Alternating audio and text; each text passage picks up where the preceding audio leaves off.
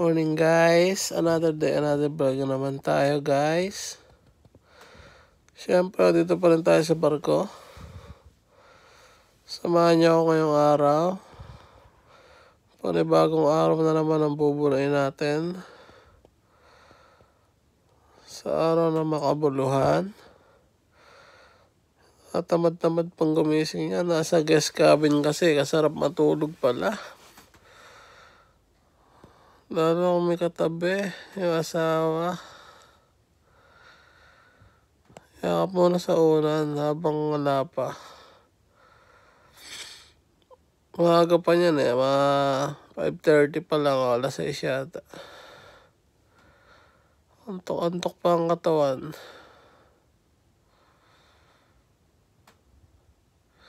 Pero kailangan nang bumangon at magkatrabaho na ulit. Sipon pangat, malamig. Muta-muta ka pa.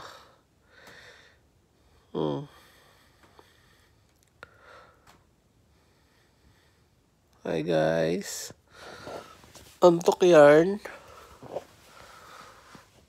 Antok pa nga.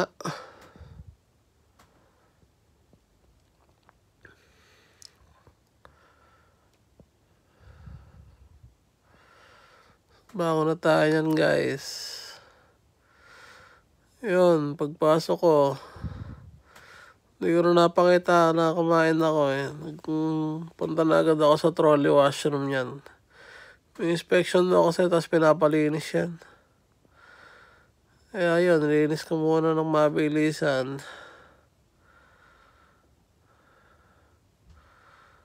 Ayan, pagkatapos ko linisin, maputi na siya.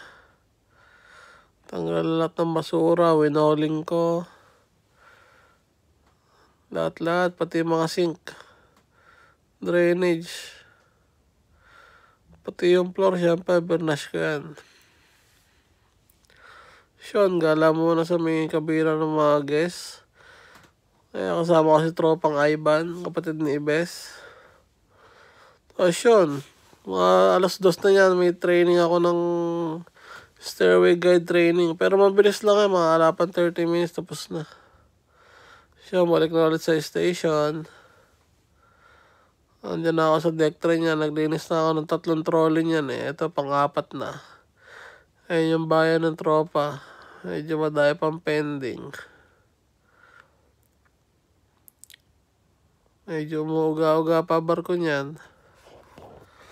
Yan, nilinisin ko yung trolley na yan. Nilagyan ng mga karne, kaya may dugo-dugo. Kailangan sabunin.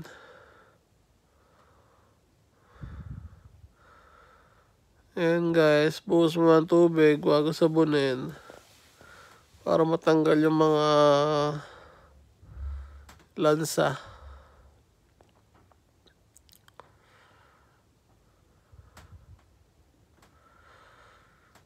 Tamang buhos muna ng tubig, tapos pagkatapos yan, sponge na may sabon para mawala yung lansa ng karne. Pag sa trolley washroom ko kasi dinala yan, napakaingay. Layo pa. Sa middle pa. Ay, yung kasama ko Indonesian sa patwash. Kumuha siya ng chemical May pinapalinis sa kanya. Sean, hapunan na pala niyan. Sarap ng pagkain. Tapos yun, pagkatapos ng duty, balik na ulit sa guest cabin. Malinis na ulit. Nilinis na ni ate yung kabinista. Malinis na ulit. Parang bagong linis ulit. So, nihilata na ulit ako dyan at matutulog. Bukas na ulit ang gising. Pakita mo tayo, medyo maginaw Dala akong tubig, syempre.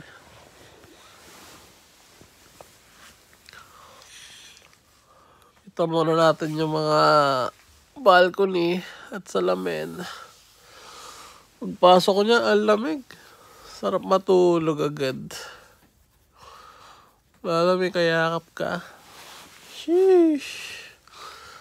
Mas muna tayo pahangin onte. Alas 7 na yan, meron maliwanag pa dito. Ayan, tanawin sa labas.